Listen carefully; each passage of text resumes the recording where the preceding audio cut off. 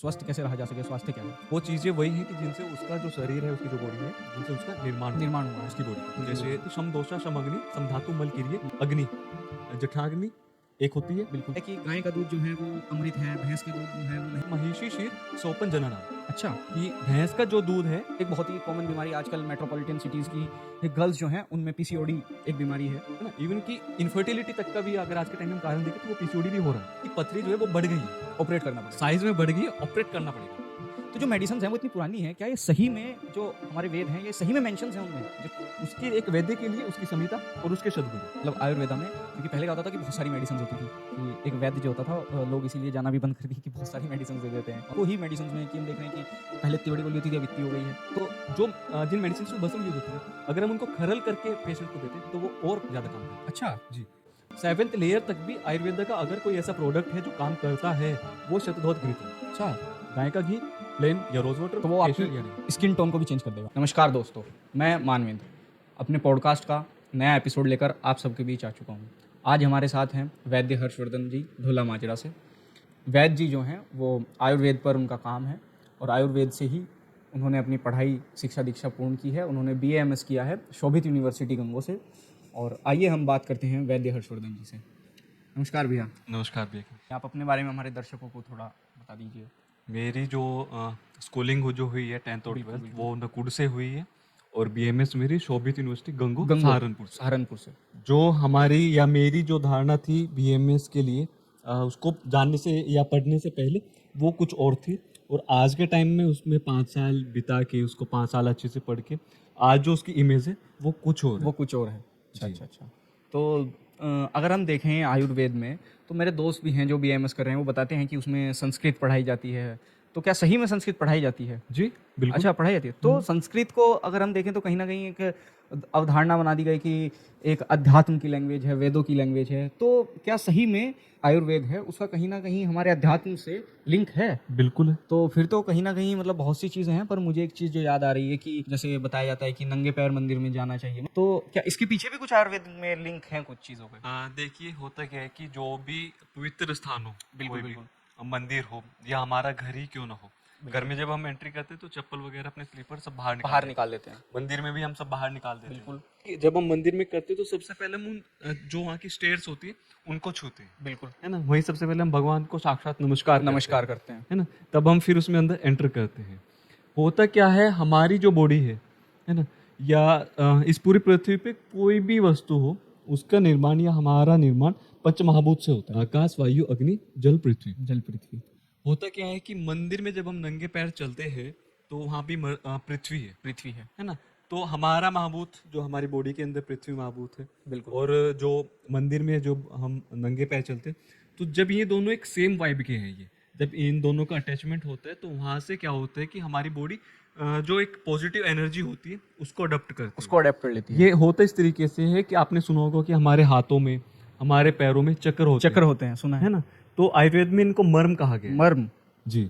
तो ये मर्म क्या है, ये स्टिमुलेट होते हैं। अच्छा। जी, नंगे पैर चलने से ये जो मर्म है ये स्टिमुलेट होते हैं, और इससे फिर जो वहाँ की जो एक एनर्जी होती है, पॉजिटिव वाइब होती है, वो हमारी बॉडी ज़्यादा से ज़्यादा उसको गेन करती है। अच्छा, जी। क्या बात है। तो आयुर्वेद के अकॉर्डिंग स्वास्थ्य क्या है? कि कैसे स्वस्थ कैसे रहा जा सके, स्वास्थ्य क्या है? आ, एक मनुष्य, उसका स्वस्थ कुछ चीज़ों पर डिपेंड करता है। अच्छा, वो चीज़ें वही हैं कि जिनसे उसका जो शरीर है, उसकी जो बॉडी है, जिनसे उसका निर्माण हुआ है उसकी उसकी बॉडी का। बिल्कुल, जैसे बिल्कुल। दोष, धातु धातु, है ना, अग्नि अग्नि, है ना। तो स्वस्थ को आप इस तरीके से कह सकते हैं कि शम दोषा शम अग्नि सम धातु मल किरिये मलकिरिय। पर्सन आत्मा इंद्रिय मन स्वस्थ इत्ते थे। अच्छा, है ना, कि जो 3 दोष हैं, है ना, वात पित्त कफ, ये 3 दोषों में से कोई भी 1 या 2 या 3 अगर घटते हैं या बढ़ते हैं तो दोनों में व्याधि उत्पन्न होती है। बिल्कुल, बिल्कुल। धातु, 7 धातु, रस, रक्त, मांसमेद, अस्थि, मज्जा, शुक्र, इन 7 धातुओं से भी हमारी बॉडी का निर्माण होता है ना। ठीक है। तो ये इन 7 में से कोई भी एक घट जाए या बढ़ जाए तो उससे भी व्याधि उत्पन्न होती है ना। तो दोष, धातु, मल है ना, मल का सही से निष्कासन हो है ना।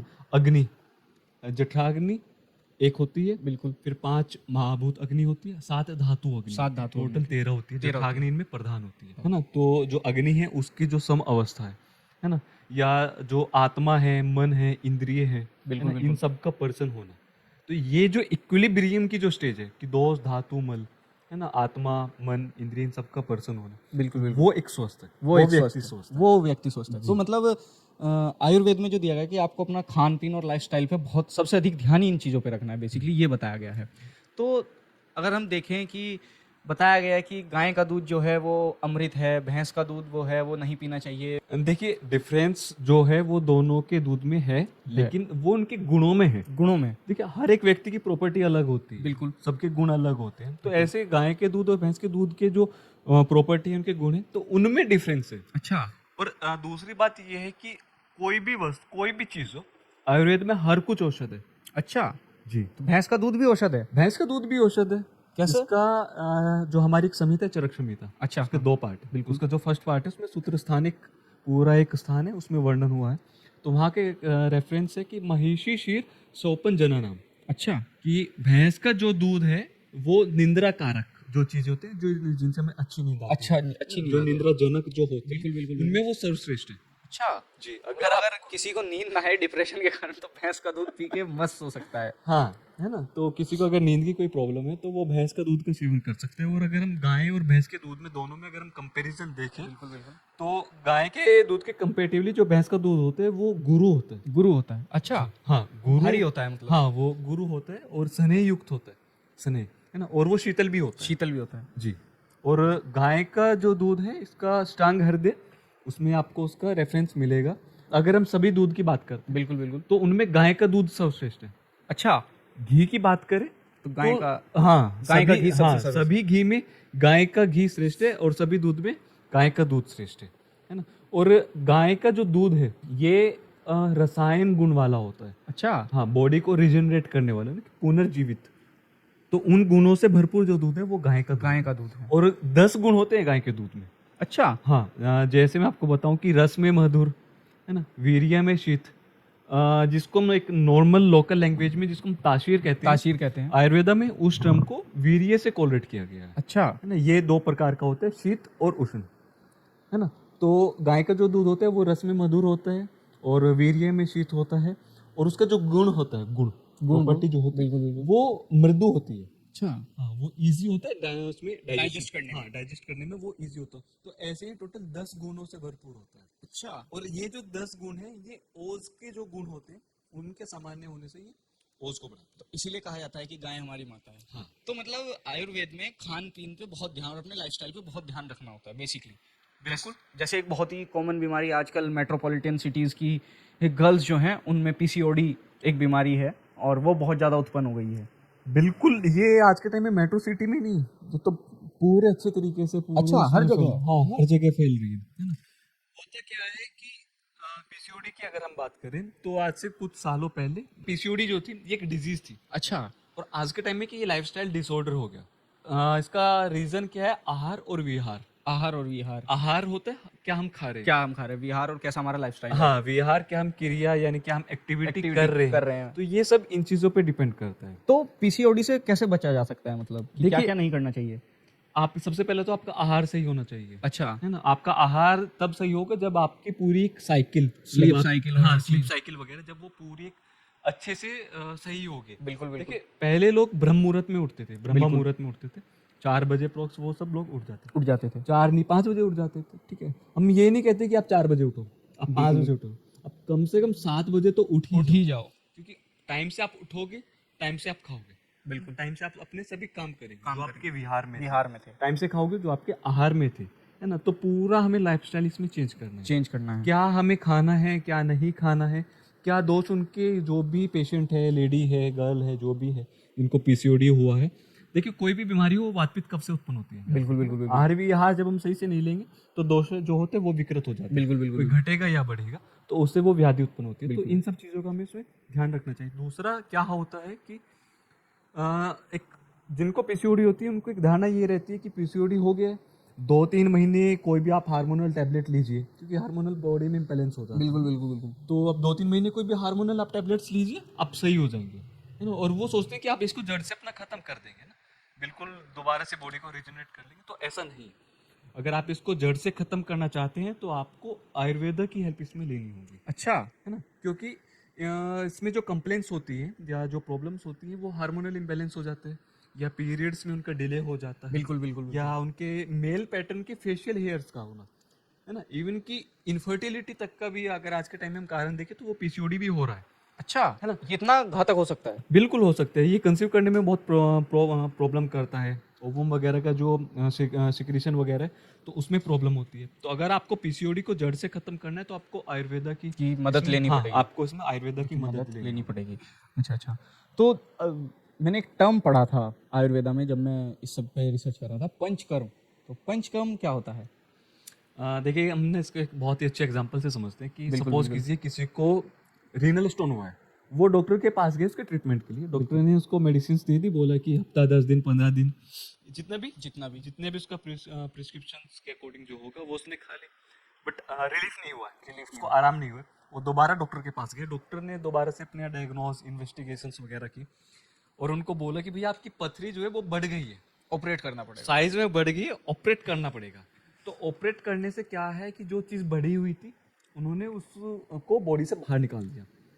सेम होता है पंचकर्म के साथ में हमारे शरीर के बिल्कुल, साथ में, बिल्कुल। कि जो ये अभी हमने दोष की जो बात की थी, दोषा की ना, वात पित्त कफ, ये शरीर में व्याधि उत्पन्न कर रहे हैं, बिल्कुल। घटेंगे या बढ़ेंगे तो व्याधि उत्पन्न होगी। तो जब ये इतनी ज्यादा स्टेज में बढ़ जाते हैं कि हम इनको शमन चिकित्सा नहीं दे सकते। देखिए, चिकित्सा जो है वो 2 प्रकार से की जाती है, एक शमन चिकित्सा, एक शोधन चिकित्सा। शमन चिकित्सा होती है कि जो भी दोष बढ़ा हुआ है या घटा हुआ है उसको हम वहीं पे इक्वल कर दे, बिल्कुल, वहीं पे उसको कर दे, सेट कर दे। या दूसरा होता है विशोधन से, इनको बॉडी से बाहर निकाल दे। अच्छा। जब सिम्टम्स बहुत ज्यादा बढ़ जाए या जो बीमारी होती है वो बहुत पुरानी हो जाए, क्रोनिक डिजीज में वो हो जाए, तो फिर हमें वहाँ पे शोधन यानी पंचकर्म की रिक्वायरमेंट होती पंचकर्म की है। तो ये पंचकर्म चिकित्सा है। अच्छा, ये पंचकर्म चिकित्सा है। आयुर्वेद इतना पुराना है खुद से, और उसकी मेडिसिन भी बहुत पुरानी पुरानी है, मतलब लगभग 5-6 हजार साल पुराना है। जी। चरक संहिता, सुश्रुत चरक जो है 5-6 हजार साल पुराने हुए। हाँ। और मतलब पूरा उसी का बेस्ड है, चलता आ रहा है। तो जो मेडिसिन हैं वो इतनी पुरानी हैं, क्या ये सही में जो हमारे वेद हैं ये सही में मेंशंस हैं उनमें, जो चरक संहिता है और जो चीज सही में जो मेडिसिन हैं ये लिखी हुई हैं, या ऐसे ही खुद से बना दी और चल रही हैं? नहीं, देखिए ये क्या है कि जो आप चरक संहिता की बात कर रहे हैं उसमें सभी मेडिसिन उसमें मेंशन मेंशन है, उसमें ठीक है, सभी मेडिसिन उसमें मेंशन है। और दूसरा क्या होता है कि 5000 साल पहले जो संहिता लिखी गई थी आज हम उसको ही फॉलो कर रहे हैं। बिल्कुल बिल्कुल आप अगर एक वैद्य से पूछे कि उसके लिए क्या मायने रखता है सबसे पहले, बिल्कुल। है ना, अपने फील्ड में, तो वो 2 ही टर्म यूज करेगा, संहिता और सदगुरु। संहिता और सदगुरु। हाँ, संहिता जो हमारी चरक या सुश्रुत अष्टांग, वो एक वैद्य के ऊपर डिपेंड करता है कि वो किस आचार्य को फॉलो कर रहे हैं। सबके प्रिंसिपल्स अलग अलग अलग होते हैं। तो वो इशू नहीं करता। उसके एक वैद्य के लिए उसकी संहिता और उसके सदगुरु, अच्छा, ये 2 चीजें उसके लिए मायने रखती हैं। हजारों साल पहले, 5000 साल पहले जो चरक संहिता में जो मेडिसिन लिखी गई थी या जो बातें लिखी गई थी, आज हम उनको ही फॉलो कर रहे हैं। बिल्कुल। और हम उनको फॉलो करें कॉन्फिडेंस के साथ में, एक आत्मविश्वास के साथ में, क्योंकि वो जो संहिता लिखी थी वो सब आप्त पुरुषों ने लिखी थी। अच्छा, हाँ, आप्त पुरुष वो कि जिन्होंने जो लिख दिया वो सच है। वो सच है। हाँ, अगर हम उस पर विश्वास करते हैं और उसको यूज कर रहे हैं अपनी पैथी में, अपने प्रैक्टिस में, तो हमें रिजल्ट मिलेगा। बिल्कुल। वरना आप सवर्ण भस्म खिला दीजिएगा, अगर उसके ऊपर उसको विश्वास नहीं है तो रिजल्ट नहीं मिलने वाला है। जी, होता इतना है कि आज के टाइम में जैसे सब्जेक्ट है संहिता या डिपार्टमेंट है संहिता, तो पीजी जो हम लोग करते हैं, बिल्कुल, है ना, तो हम नए चीज़ों पे रिसर्च करते हैं, नई चीज़ों को जानते हैं। इतना हो सकता है कि हम पुराने टाइम की जो चीज़, मतलब पुराने उस समय में जो लिखी गई थी, आज हम उसको कोलरेट कर सकते हैं आज के टाइम के अकॉर्डिंग, है ना, क्योंकि युक्ति हमें लगानी होगी। बिल्कुल। बहुत सारी मेडिसिन जो पहले थी वो आज के टाइम में नहीं है। है ना। तो जो चिकित्सा जो होती है वो 3 तरीके से होती है, सत्वावजय, युक्ति विपाश्रय और देवपाश्रय। सत्वावजय में होता है कि सबसे पहले में जो पेशेंट है उसके सत्व को जीतना या उसके सत्व को बढ़ाना है ना, उसको कॉन्फिडेंस देना है, विश्वास जीतना, हाँ, विश्वास विश्वास दिलाना कि तुम ठीक हो जाओगे। बिल्कुल। दूसरा क्या होता है, हमें युक्ति लगानी है। सपोज कीजिए कोई मेडिसिन थी है, उसका मेंशन किया हुआ है, उसको आज उसके कंपोजिशंस के जो ड्रग्स है वो नहीं मिल रहे हैं, तो इसका मतलब ये तो नहीं कि हम प्रैक्टिस करना छोड़ दें। बहुत से ऐसी औषध हैं जो आज विलुप्त हो चुकी है, जो आज नहीं मिल रही, तो इसका मतलब ये नहीं है कि हम प्रैक्टिस करना छोड़ दें। प्रैक्टिस तो हमें करनी है, ट्रीटमेंट हमें करना है, बट वो हमें वहाँ पे युक्ति लगानी है ना, कि कोई ड्रग नहीं मिल रहा है तो उसका अल्टरनेट क्या हो सकता है, या क्या हम मॉडिफिकेशन कर सकते हैं, क्या चेंजेस कर सकते हैं। बिल्कुल। इतना तो उन चीज़ों में कर सकते हैं, बट चरक संहिता की लैंग्वेज को उसमें जो मेंशन हुआ है उन सब चीज़ों को हम नहीं बदल सकते। अच्छा, चलिए। और जैसे हम देखते हैं कि आजकल जो है मेडिसिन्स के मतलब आयुर्वेदा में, क्योंकि पहले क्या होता था कि बहुत सारी मेडिसिन्स होती थी कि एक वैद्य जो होता था लोग इसीलिए जाना भी बंद कर दिए कि बहुत सारी मेडिसिन्स दे देते हैं। और तो अब क्या हुआ कि उनके एक्सट्रैक्ट्स निकाले जा रहे हैं, ऐसा मैंने सुना है कि उनके एक्सट्रैक्ट्स निकाले जा रहे हैं और उनको ही मेडिसिन्स में कि हम देख रहे हैं कि पहले इतनी बड़ी गोली होती थी अब इतनी हो गई है। तो क्या ये पॉसिबल है आयुर्वेदा में कि एक्सट्रैक्ट्स निकाल के हाँ उनका? बिल्कुल। देखिए होता क्या है कि इन सब के पीछे ना बहुत सारे रीजंस हैं अच्छा अच्छा कि कोई भी मेडिसिन हो वो पेशेंट्स के सत्व पे काम करे। पहले तो अच्छा। हम पेशेंट के सत्व पे काम करेंगे ना। बिल्कुल बिल्कुल। बहुत साइकोलॉजिकल फैक्ट होते हैं। अच्छा अच्छा। अगर मैं आपको कहूँ कि आपका प्रिस्क्रिप्शन है, आपका व्यवस्था पत्र है, बिल्कुल बिल्कुल जो आपके हिस्ट्री, आपके कंप्लेंट्स के अकॉर्डिंग जो बिल्कुल। रेडी हुआ है, बिल्कुल एक नंबर मतलब पहले आपको एक पाउडर दे देगा चूर्ण कल्पना, बिल्कुल ठीक है, कि आपको 3 ग्राम ही चूर्ण लेना है, बिल्कुल। और चूर्ण के साथ में मेरे को आपको 3 अलग और मेडिसिन देनी है, वो टैबलेट फॉर्म में है। अच्छा। और आपको बोलो कि इनकी जो डोज है वो 2-2 टैबलेट है ठीक सुबह है। शाम में। तो एक लाइन तो ये होगी कि आप चूर्ण को अलग लेंगे, अलग लेंगे। है ना। दूसरा क्या है कि आप उन तीनों मेडिसिन की जो बॉक्सेस थे, डब्बियाँ जो थी, बिल्कुल। उन तीनों में से 2-2 टैबलेट लेंगे तो 6 टैबलेट आपकी हो गई। अच्छा। तो आपके माइंड कहेगा कि भैया ये क्या है, मैं तो सारा दिन मेडिसिन खाने में ही रह जाऊंगा। बिल्कुल। तो आपका जो वैद्य होता है ये उसके ऊपर डिपेंड करता है कि वो उन चीज़ों को कैसे कैसे मॉडिफाई मॉडिफाई कर है ना। सकते हैं? हमारी कुछ मेडिसिन होती हैं जिनमें भस्म को यूज होता है, भस्म metals का, यूज होता है, जो बिल्कुल। रस औषधि होती है। बिल्कुल मेरी बिल्कुल। प्रैक्टिस जो है वो मेनली रस इस पे ही है, रस भस्म- शास्त्र पे ना। भस्म वाली, हाँ, रस ठीक है। औषधि, रस शास्त्र बेस ही मेरी मोस्टली प्रैक्टिस होती है। तो जो जिन मेडिसिन में भस्म यूज होती है, अगर हम उनको खरल करके पेशेंट को देते हैं तो वो और ज्यादा काम करती है। अच्छा। जी। एक कोई रस औषधि, अगर आप इसकी टैबलेट है, अगर आप इसको निगल रहे हैं या आप इसको चबाकर खा रहे हैं, खा तो रहे हैं। दोनों का जो रिजल्ट होगा, मोड ऑफ एक्शन होगा, दोनों में बहुत डिफरेंस होता है। अच्छा। तो ये हमारे ऊपर डिपेंड करता है कि जो टैबलेट्स हम उनको ग्राइंड करके पाउडर में मिक्स करके पूरा आपका व्यवस्था पत्र पूरा ही एक अच्छे से ऐसे डिजाइन देंगे करके कि ये आपके पास एक बॉक्स आ जाएगा कि आप इसको यूज, आप इसको यूज हाँ आप इसको यूज। अच्छा, मैं एक और चीज़ मतलब पूछना चाह रहा हूँ। जैसे कहा जाता है कि आयुर्वेद जो है और वो बहुत ही स्लो है और एलोपैथी बहुत फास्ट है। तो क्या सच में आयुर्वेद स्लो है या आयुर्वेद भी ऐसा ही है, सिर्फ लोगों ने अवधारणा बना दिया या मार्केटिंग के लिए एलोपैथी वाले जो लोग हैं, देखिए पूरी इसमें इंडस्ट्री क्या है कि आधे से ज्यादा सब मिथ्स हैं। अच्छा। ठीक है, बहुत सारी हमारे मतलब प्रोसीजर्स ऐसे हैं कि जैसे अग्निकर्म प्रोसीजर हमारा, विद कर्म है, रक्त मोक्षण हम यूज करते हैं। मैं आपको एक एग्जांपल देता हूँ कि आपके पूरे एब्डोमिनल रीजन में, पूरे पेट में कोई भी दर्द हो गया, आपको दर्द हुआ, बिल्कुल। आप अपने घर हैं, आप सबसे पहले क्या करेंगे?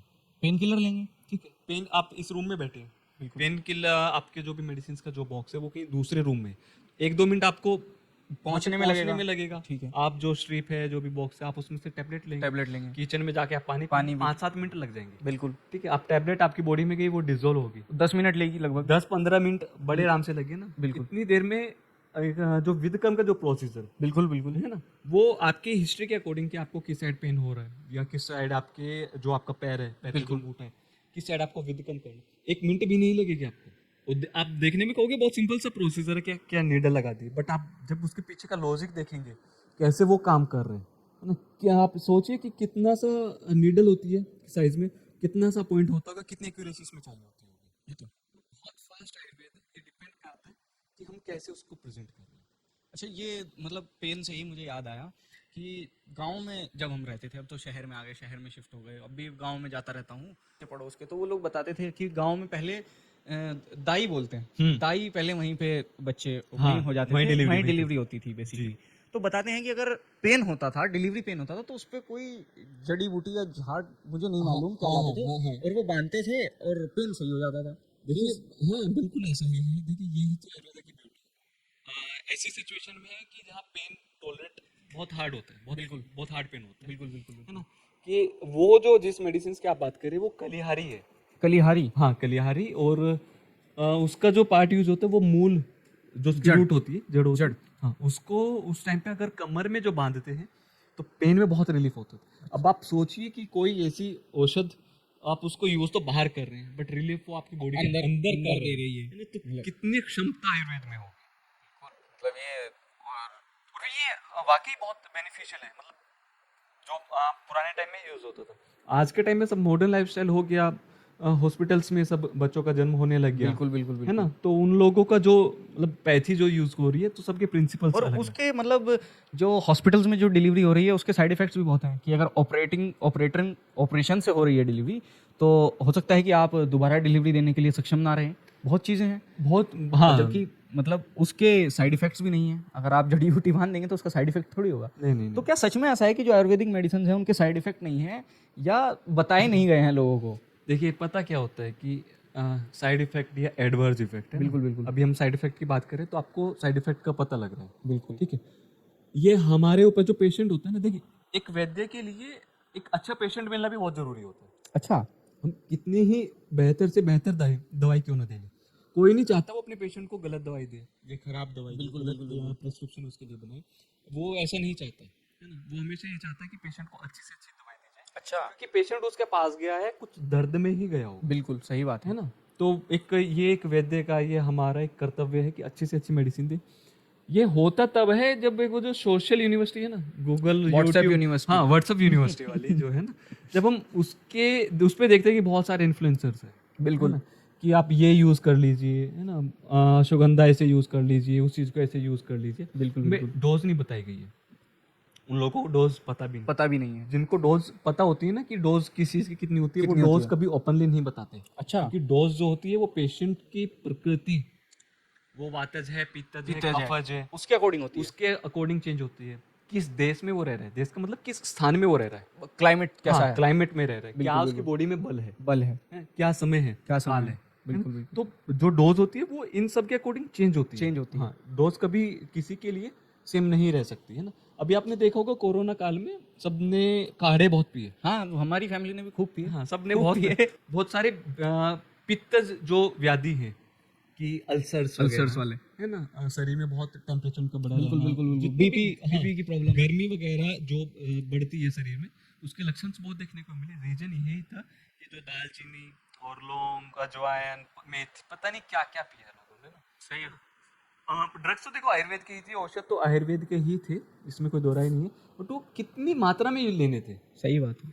ठीक है? आप सपोज कीजिए कि वो सब उष्णवीर्य है, उष्णवीर्य जो होते हैं वो पित्तवर्धक होते हैं, अच्छा। पित्त को बढ़ाने वाले होते हैं। सपोज कीजिए कि मेरी जो प्रकृति है वो पित्तज है, ठीक है? तो मेरे को ध्यान ये रखना है कि पित्तवर्धक जो भी आहार है या विहार है, मेरे को उनको ज़्यादा से ज़्यादा त्याग करना है, कम यूज़ करना है ना मेरे को वो सब चीज़, बिल्कुल, ठीक बिल्कुल। है? गर्म जितनी भी हाँ, चीज़ें हैं गर्म वो जितनी चीज़ें, कम यूज़ ठीक करनी है? है। और वही उस टाइम पे मैं अच्छे से काढ़े का सेवन कर रहा हूँ, किसी की सलाह नहीं ली कितनी मात्रा में काढ़ा लेना है, और कुछ जो, नहीं मालूम हाँ, किया। जो कंपोजिशन जो काढ़े की थी उसका किसी से कोई डिस्कशन नहीं किया है, अच्छे से यूज़ करूँ, फिर मेरे को अल्सर्स हो गया, है ना, और कोई एलर्जी हो गया, कुछ स्ट्रोक, है ना, जो बिल्कुल, बिल्कुल। पित्तवर्धक उससे चीज़ों से आहार विहार से होते हैं, है ना, तो ये साइड इफेक्ट है।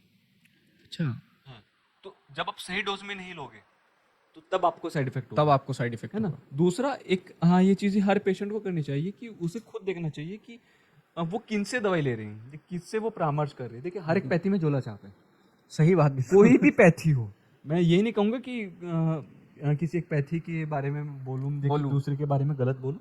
हर एक पैथी में झोला छाप सही बात है। है ना? तो ये हमें ध्यान देना है कि हमारा डॉक्टर जो है, हमारा जो वैद्य है, वो कितना कुशल है, कितना वो सक्षम है। तो ये सब चीज़ें इन चीज़ों पे डिपेंड, सर्टिफाइड है कि नहीं है, हाँ, हाँ, प्रॉपर उसके पास गवर्नमेंट की गाइडलाइंस हैं कि नहीं है, गवर्नमेंट से अप्रूव्ड है कि नहीं है, बहुत चीज़ें कहीं हैं। वो व्हाट्सएप यूनिवर्सिटी से व्हाट्सएप certified यूनिवर्सिटी ना हो वाला ना, तो नहीं तो है। वो सब चीज़ों या का भी जैसे हमें चलते आते हैं कि अब ये बहुत ज़्यादा है हमारे देश में, यूनानी दवाइयों के लिए बहुत, कि यूनानी दवाई वाला कोई भी गांव में कहीं भी खोल के बैठ जाएगा और वो देना स्टार्ट कर देगा, और इससे बहुत दिक्कतें बढ़ जाती हैं लोगों के लिए। नहीं, हाँ, देखिए, गांव में ना सिर्फ यूनानी ही नहीं, हर कोई मिल जाएगा आपको, गाँव में, कस्बे में, ठीक है? आपको पंसारी के दुकान पे तो वो वहाँ पे आपको आयुर्वेद मिल जाएगा, या जो हकीम जी होते हैं उनके पास आपको यूनानी उनके मिल पास। जाएगा, है ना? गांव में बहुत सारे डॉक्टर्स होते हैं, उनके पास में आपको मॉडर्न जो और मेडिसिन, पब्लिक ट्रांसपोर्ट बसेस में भी मिल जाता है, वो तो दांत निकालने वाले भी बस में दांत निकाल बस दे में रहा है। दांत निकाल देते हैं वो, है ना? बस, हाँ, बहुत सारी ऐसे होते हैं। देखिए, पता क्या होता है कि ये सब चीज़ें जो है, हमें इनसे बचना है, बिल्कुल, बिल्कुल।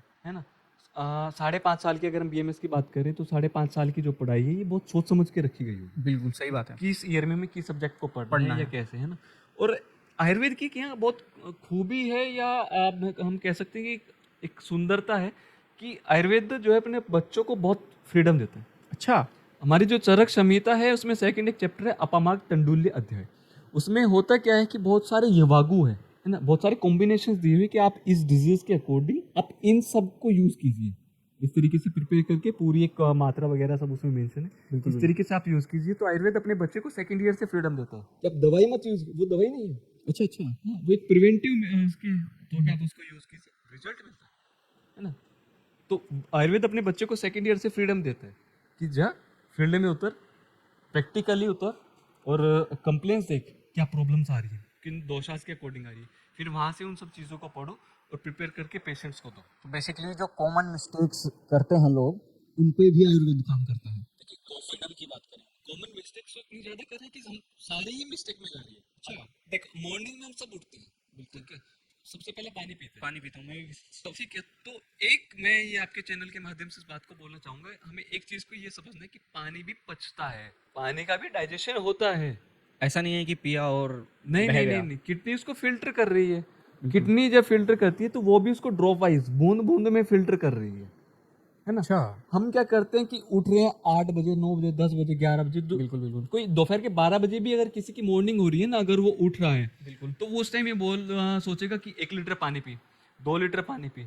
अब सबसे पूछना गांव में मोहल्ले में शहर में, तो सब ये बोलेंगे मैं सुबह ही उठते 1 लीटर पानी पीता हूँ, 2 लीटर पानी पीता हूँ। बिल्कुल कहा जाता है, यही कहा जाता है। ये सब यही और बोलेंगे। उसमें एक और चीज कहा जाता है कि गुनगुना पानी गर्म करके पिए, गुनगुना नहीं गर्म करके पिए। देखिए गुनगुना तो अगर पानी है तो वो और अच्छा है, बट हमें ये चीज़ हमारी गलत है कि हम जिस भी टाइम उठ रहे हैं उसी टाइम हम पानी पी रहे हैं। अब सपोज कीजिए 10 बजे उठ रहा है कोई, बिल्कुल 10 बजे पानी पी रहा है, 10 बजे तो उसको नाश्ता करना चाहिए या खाना खाना चाहिए। ठीक है। पता क्या होता है कि जो ब्रह्म मुहूर्त होता है बिल्कुल। वही उषा पान बताएंगे। अच्छा, उसी टाइम पानी पीना चाहिए। हाँ। मतलब लगभग लास्ट समय 6 बजे तक इंसान को पानी पी लेना। हाँ अगर वो सुबह का पानी पी रहा है देखिए, तो। हाँ पता क्या होता है कि जो पहले लोग थे, जो बुजुर्ग लोग हैं, बिल्कुल। अगर आप इनसे पूछेंगे ये सुबह 4 5 या 6 बजे, हाँ हाँ बिल्कुल। 5 6 तो कोई ही बताएगा बुजुर्ग में से। 3 3:30 4 बजे 3:30 से वो स्टार्ट हो जाता है उनको उठना, 4 या 5 बजे वो सुबह उठ के पानी पीते थे। पानी पीते थे। ठीक है, पानी पी के गाँव में पहले क्या होता था, वो खेतों में जाते थे फ्रेश होने के लिए। बिल्कुल, इतनी बिल्कुल। फैसिलिटीज नहीं थी। पुराने समय में नहीं नहीं थी। थी, ये ओपन है नहीं है ना। तो वो खेतों में जाते थे फ्रेश होने के लिए, तो एक वॉक करके वो जा रहे हैं, बिल्कुल। तो एक एक्सरसाइज हो जाती थी, बिल्कुल बिल्कुल। है ना। दूसरा क्या है कि वो फ्रेश होने के बाद में फिर वो व्यायाम योगा करते थे। योगा करते थे, प्राणायाम करते थे। हाँ, तो वो एक प्राणायाम या जो और भी वो योगा वगैरह करते थे, बिल्कुल, बॉडी में बिल्कुल। हीट जनरेट होती थी, बिल्कुल। है ना। तो वो पानी जो था वो डाइजेस्ट होता था। ये पानी वो इसलिए पिया जाता था कि ये जो भी वर्कआउट या जो भी योगा व्यायाम करे, इसकी वजह से उनको डिहाइड्रेशन ना हो जाए। अच्छा। और आज क्या हो रहा है, 10 बजे उठ रहे हैं, 2 लीटर पानी पी लिया, फिर बोलते हैं भूख नहीं लग रही है, हाँ, ये दिक्कत वाली बात है। है ना। तो उस टाइम वो जो टाइम था वो 10 से 2 बजे या 10 से 12:30 12:30 1 ये बजे मैक्सिमम 2 बजे तक हमें अपना जो भी खाना वगैरह करना है वो इसमें कर लेना चाहिए। अच्छा। क्योंकि क्या होता है जब मॉर्निंग हमारी स्टार्ट होती है तो अग्नि जो होती है, जठराग्नि, जो बिल्कुल, खाने को पचाती है, बिल्कुल, वो मंद होती है। अच्छा, वो बहुत लो। हाँ, वो लो होती है, जो डाइजेस्टिव फायर होती है वो लो होती है।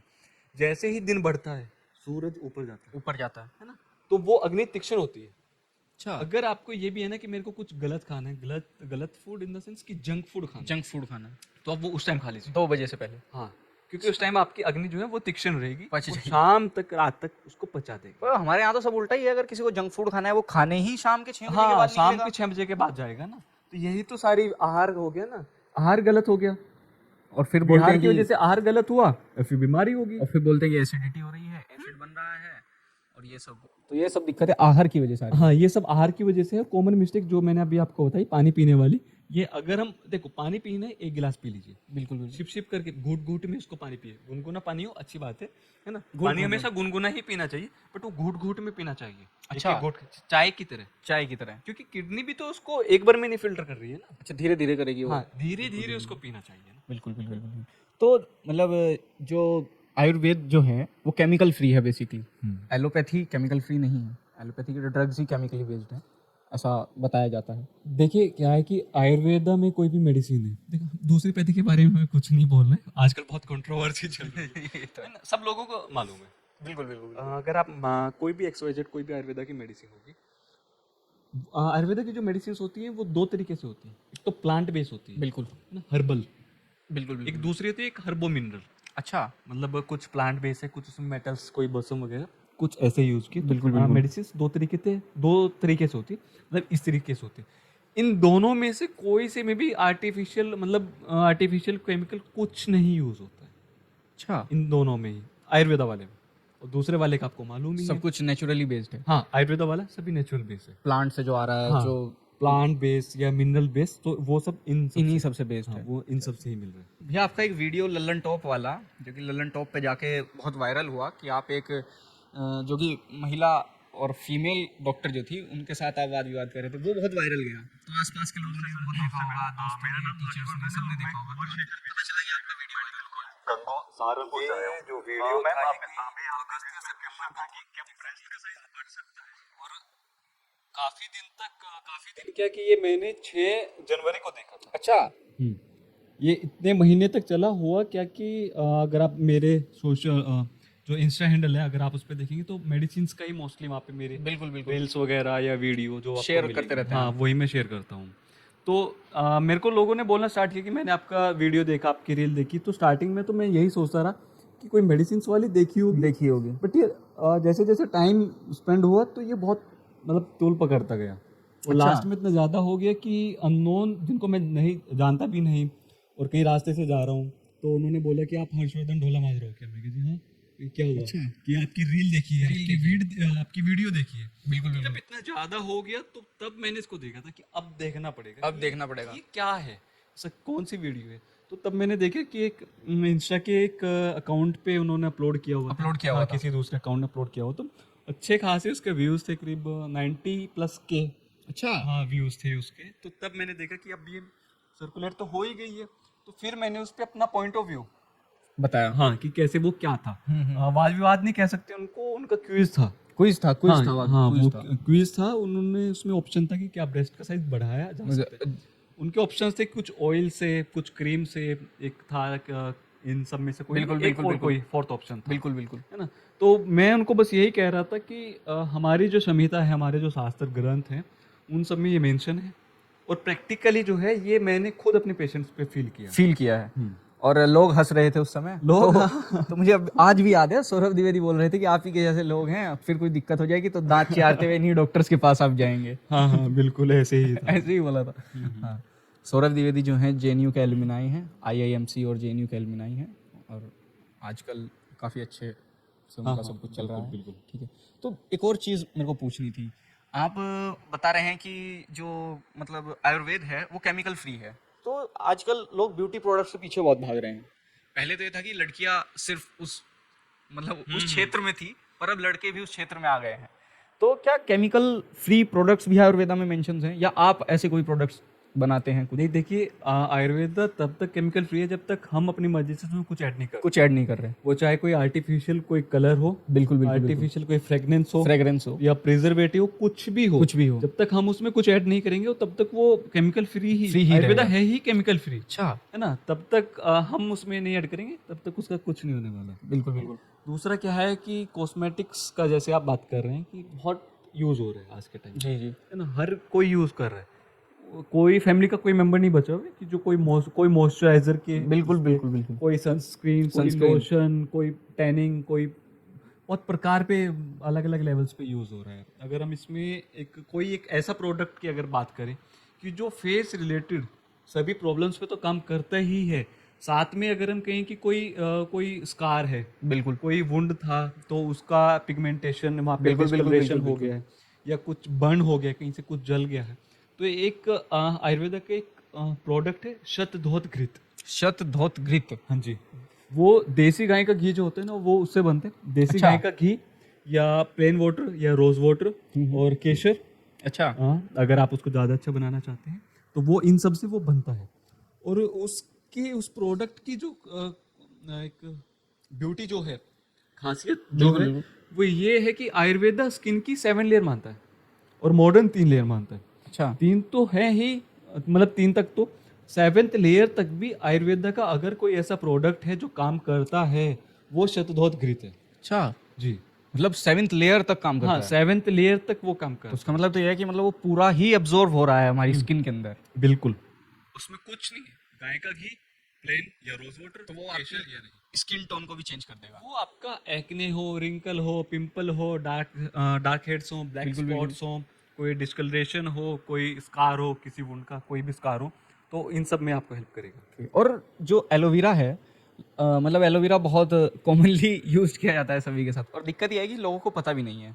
उसको तोड़ा, काटा, या तो लगा लिया, और अगर किसी को बताया कि इसको खाना है तो वो डायरेक्ट उसको कंज्यूम कर लेता है। तो एलोवेरा का क्या सही तरीका क्या है उसको यूज़ करने का? उसका सही तरीका ये है कि जब आप उसकी लीफ को कट करते हैं ना, बिल्कुल। तो आप उसको थोड़ी देर के लिए वाटर में डिप कर दें। अच्छा अच्छा। ठीक है, जैसे आप कुछ देर बाद, आप 5-10 मिनट बाद देखेंगे तो जहाँ से आपने उसको नाइफ से कट किया था, बिल्कुल। तो वहाँ पे एक सिक्रीशन दिखेगा, येलोइश येलो कलर का एक दिखता है, है ना। बिल्कुल। तो आपको क्या करना है कि एक तो उसको हटा देना है ना, या उसके जरा सा बाजू से या पीछे से उसको दोबारा से कट कर लीजिए। उस जिस पोर्शन पे वो सिक्रीशन लगा हुआ था ना, जिस पार्ट पे, आप उसको बिल्कुल ही हटा दें। बिल्कुल। तब आप उसको यूज़ कीजिए, चाहे आप फेस पे लगाएं, बॉडी पे लगाएं, बिल्कुल। चाहे आप इंटरनली उसको यूज़ कीजिए। तब देखिए क्या होता है कि बहुत सारी मेडिसिन ऐसी है जो प्यूरिफिकेशन मांगती है। प्यूरिफिकेशन मांगती है। रस औषध हमारी जितनी भी है, जो पारद है, मरकरी, बिल्कुल। है ना, ये सबसे ज्यादा यूज होता है। रस औषधि में जो रस है ना, वो पारद ही पारद ही है ना। रस शास्त्र में जो रस है वो पारद ही पारद ही है। और पारद जो है, मरकरी जो है, वो शिव जी का अंश है। अच्छा जी। तो इसका भी पहले शोधन होता है, प्यूरिफिकेशन होता है। कोई भी मेडिसिन हो, सबका पहले प्यूरिफिकेशन होता है। प्यूरिफाई होने के बाद में तब वो कंज्यूम, तब वो मेडिसिन के प्रिपरेशन के लायक बनती है। तो ऐसे ही सेम एलोवेरा के साथ में भी अप्लाई होता है। तो मतलब आयुर्वेद की मेडिसिन बनाने में बहुत मेहनत लगती होगी, उसको उबालना, उसको नेचुरल तरीके से प्योरीफाई करना। आप कोई भी तेज प्रोसीजर अप्लाई नहीं कर सकते हैं उस पर, उसको सही टेम्परेचर पे मेंटेन रखना। तो मेहनत सही में बहुत है। नहीं देखो, मेहनत तो लगती है, और काम कोई भी हो, मेहनत तो हर काम मांगता है। हर काम ठीक है, अगर आप खाना भी घर का बनाएंगे तो मेहनत तो बनाने में भी लगेगी और खाने में भी लगेगी। बिल्कुल। ठीक है, वो सेम वही आयुर्वेद के साथ है। बहुत सारी मेडिसिन काढ़े के फॉर्म में होती है, तो उनको 12 घंटे तक डिप करके रखना होता है। फिर हम उसको जब क्वाथ जब हम बनाते हैं तो उसके बहुत सारे गाइडलाइंस हैं। खुले बर्तन में बनाना है। अच्छा, बड़े हाँ, भगोने में। भगोने में, मतलब ऊपर से नहीं कुछ ढकना है उस पे। अच्छा अच्छा, ऊपर से कवर नहीं करना है। अच्छा, और उसके नीचे जो आग जो होनी है वो मंद होनी है, तेज नहीं होनी है। मतलब जिससे वो बहुत धीरे धीरे हाँ, उबलता बहुत रहे। धीरे धीरे उसको पकाना है। तो बहुत सारी चीज़ें, टाइम लगता है, बट जब पेशेंट को जब आराम होता है और वो कहता है कि हाँ मेरे को आराम हुआ, तो वो सब चीज़ें एक तरफ, और वो टाइम कंज्यूमिंग प्रोसेस वो सब एक तरफ। वो सब। अच्छा, जैसे हम देखते हैं कि बीपी, शुगर और किडनी की बीमारी, हार्ट डिजीजेस की बीमारी में एलोपैथी क्या है कि एलोपैथी में कोई भी उसकी एक परफेक्ट दवाई नहीं बनी है। मतलब आपको अगर खानी है तो लाइफ टाइम ही खानी है। तो क्या आयुर्वेद में सच में ऐसा है कि वो जड़ से ख़त्म किया जा सकता है? देखो पता क्या है कि जब एक वैद्य के पास पेशेंट आते हैं, सपोज कीजिए वो कोई हार्ट का पेशेंट है या बीपी का पेशेंट है, आप सपोज कीजिए, ठीक है, तो वो पेशेंट आज के टाइम में इतना एक्टिव हो गए हैं या इतना हाईटेक हो गए हैं कि वो पहले ही अपनी पूरी रिपोर्ट्स, इन्वेस्टिगेशंस करा के लेके आते हैं कि मेरा लीवर की रिपोर्ट्स ये हैं, किडनी की ये हैं, हार्ट की ये है। ठीक है, वैद्य के लिए क्या होता है कि उसकी नाड़ी क्या कह रही है। अच्छा, तो वात, पित्त, कफ, ये तीनों तीनों दोष चीज़ हैं। क्या कह रहे हैं? इन तीनों के भी आगे 5-5 पार्ट हैं। अच्छा, जैसे वात की बात करें तो प्राण, उदान, व्यान, समान, अपान, है ना, ये 5 सब टाइप्स हैं वात के। ऐसे ही 5 पित्त के सब टाइप्स हैं, ऐसे ही 5 कफ के सब टाइप्स है ना। तो वो नाड़ी कौन से वात पे जा रही है, या कौन से पित्त को, कौन से कफ को विकृत बता रही है। अच्छा, ठीक है, जब हम दोषानुसार काम करेंगे ना, आपने ये सुना होगा कि आयुर्वेदा ट्रीटमेंट तो लिया था एक डिजीज का, बाकी और भी बहुत सारी पूरी बॉडी में हमें रिलीफ हुआ है ना। तो ये चीजें वहां से होती है। अच्छा, है ना, कि वो जो ट्रीटमेंट होता है वो दोषा के अकॉर्डिंग होता है। तो उस दोष की वजह से बॉडी में जो जो व्याधि उत्पन्न हुई थी, उस दोष के बढ़ने से, घटने से जो जो व्याधि उत्पन्न हुई थी, तो वो उन सब में आराम होता है। अच्छा जी। तो परमानेंट अगर आपको ट्रीटमेंट चाहिए, सही से आप इसका इलाज कराना चाहते हैं, तो आपको आयुर्वेद में कांटेक्ट करना होगा। अच्छा, तो आयुर्वेद जो है उसकी खूबी क्या है और आपको आयुर्वेद इतना पसंद क्यों है? इसका एक रीजन है, एक श्लोक है। आयुर्वेद का प्रयोजन, या जो स्वस्थ है स्वास्थ्य, उसका प्रयोजन, स्वस्थ से स्वास्थ्य रक्षणम, आतुरस्य विकार परसमंचे। आयुर्वेद ये कहता है कि जो स्वस्थ व्यक्ति है, हमें पहले उसके स्वास्थ्य को बनाए रखना है। अच्छा, ट्रीटमेंट तो हो ही जाएगा। हाँ, ट्रीटमेंट तो देखो, जब कोई बीमार होगा ट्रीटमेंट तो होगा ही होगा, है ना। वो कोई सी भी पैथी से हो, ट्रीटमेंट होगा। तो बट आयुर्वेदा के लिए ऐसी पैथी है जो ये कहती है कि स्वस्थ से स्वास्थ्य रक्षणम, जो स्वस्थ है हमें पहले इसके स्वास्थ्य को ही बनाए रखना है। बिल्कुल है बिल्कुल ना? बिल्कुल। तो यही इसकी खूबी है, यही इसकी ब्यूटी है, और यही मुझे चीज, मतलब जब मैंने बीएमएस में एडमिशन लिया तो बीएमएस के फुल फॉर्म के अलावा या कुछ आयुर्वेदा मेडिसिन इसकी होती है, आयुर्वेदा डिग्री है, कोर्स है, इसके अलावा मुझे भी कुछ नहीं पता था। बट जब इसको जाना, पहचाना, पढ़ा इसके बारे में, तो जब ये चीज़ें पता हुई, ये चीज़ें सामने आई कि जो इसके प्रिंसिपल्स है वो ऐसे काम करते हैं कि जो स्वस्थ है पहले उसको स्वस्थ रखो। बिल्कुल, तो तब वहाँ से लगा कि हाँ ये सही ये सही है। है ना। तो वहीं से ही आयुर्वेदा में इंटरेस्ट बना, वो ही फिर आगे सब प्रैक्टिस में आगे। अच्छा, एक मेरा आखिरी सवाल आपसे ये रहेगा कि जैसे पानी पे हमने काफ़ी बात की, जल पे बहुत बात की, तो एक खाने के बाद मतलब मुझे अभी याद आया, सही बात यह है कि ऐसा बोला जाता था जब हम छोटे थे कि खाने के बाद पानी नहीं पीना चाहिए, पेट में एक दिए जैसी लो जल रही होती है वो बुझ जाएगी। तो और जबकि मतलब बहुत से टीचर्स हैं जिन्होंने उसका मतलब वो भी करके दिखाया है कि क्यों खाने के बाद पानी नहीं पीना चाहिए। तो उसका सही तरीका क्या है पानी पीने का? खाने के साथ पीना चाहिए, पहले पीना चाहिए, बाद में? उसका सही तरीका। देखो यहाँ पे ना दो बातें कवर करेंगे। अभी आपके से याद आया, एक जब हम कहीं खाना खाने जाते हैं घर में भी, खाने के बाद हम सौंफ खाते हैं, सौंफ खाते हैं, बिल्कुल। ठीक है। नॉर्मल लैंग्वेज में बात करें, सौंफ खाते हैं कि वो डाइजेस्टिव फायर को अच्छा बनाए, जिससे बिल्कुल। डाइजेशन अच्छा गुड़ गुड़ खाते हैं, अगर सौंफ नहीं है तो हाँ, गुड़ खाएंगे। गुड़ भी खाते हैं, है बिल्कुल। ना। तो सौंफ का जो लॉजिक है वो हमें पहले खाना चाहिए। अच्छा, हाँ, बाद में नहीं? बाद में नहीं। ये कॉमन मिस्टेक है, बहुत बड़ी मिस्टेक है। सौंफ को अगर हम पहले खाएंगे तो डाइजेस्टिव फायर पहले से अच्छी होगी। अच्छा, हाँ, तब हम खाना खाएंगे तो डाइजेशन ऑलरेडी अच्छा होगा। और ऐसा ही पानी के साथ है, ऐसा ही पानी के साथ है। पहले पीना चाहिए? नहीं, पानी पहले नहीं पीना चाहिए। अच्छा, फिर? देख, पता क्या होता है कि ये कोई अग्नि यहाँ पे प्रज्वलित है। बिल्कुल, सपोज कीजिए कि आपने इसके ऊपर पानी डाल दिया, बिल्कुल। तो वो हो गया कि आपने खाना खाने से पहले पानी पी लिया। अच्छा, ठीक है। बिल्कुल। आप खाना खाते तो आपको प्यास भी लगती है, लगती है, बिल्कुल। ठीक है। वहाँ पे दो लाइनें, दो बातें।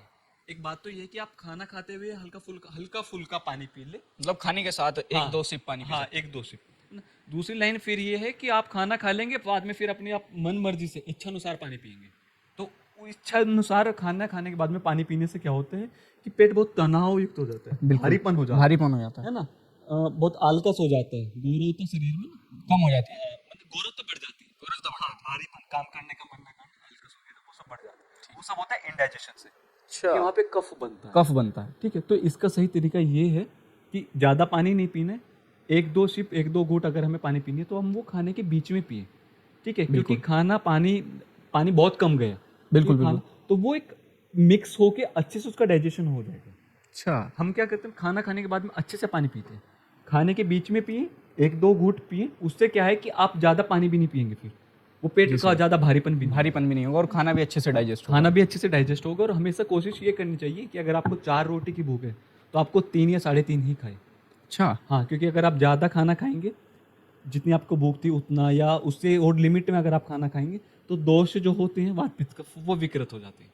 क्योंकि जैसे हम खाना खा लेते हैं, डाइजेशन स्टार्ट होता है, तो वैसे ही फिर दोषा का भी साइकिल स्टार्ट होती है। खाना खाते ही कफ होता है, बिल्कुल, बिल्कुल। कुछ देर बाद पित्त बढ़ता है, फिर वात बढ़ता है। जैसे जब रात शुरू होती है तो जो पहली स्टेज होती है रात वाली, बिल्कुल कफ बढ़ता है। अच्छा, कफ बनता है, कफ बढ़ता है। मिडल में जाके पित्त, पित्त बनता है। हाँ, और लास्ट में जाके वात। मतलब ये बहुत दिक्कत भरी बात है। हाँ। सही चीज़ का सही टाइम पे खाना और पीना। बिल्कुल बिल्कुल बिल्कुल। तो बहुत बहुत धन्यवाद वैद्य हर्षवर्धन भोला माजरा जी। धन्यवाद। आपके सौभाग्य से हो सकता है बहुत से लोगों की जीवन जो है वो सुधर जाए। बहुत से लड़के लड़कियां जो युवा अवस्था में हैं अपनी दिनचर्या लाइफस्टाइल को सुधार लें, और सुधार ही लेना चाहिए क्योंकि उससे इतनी बीमारियां और इतना सब बढ़ रहा है इस पृथ्वी पर, और वो खुद भी एक बोझ की तरह बढ़ रहे हैं इस पृथ्वी पर। तो मैं धन्यवाद कहना चाहूँगा अपनी तरफ से, अपनी पूरी टीम की और अपने पूरे दर्शकों की तरफ से आपको। आपको भी धन्यवाद भैया, धन्यवाद। बहुत बहुत धन्यवाद। धन्यवाद।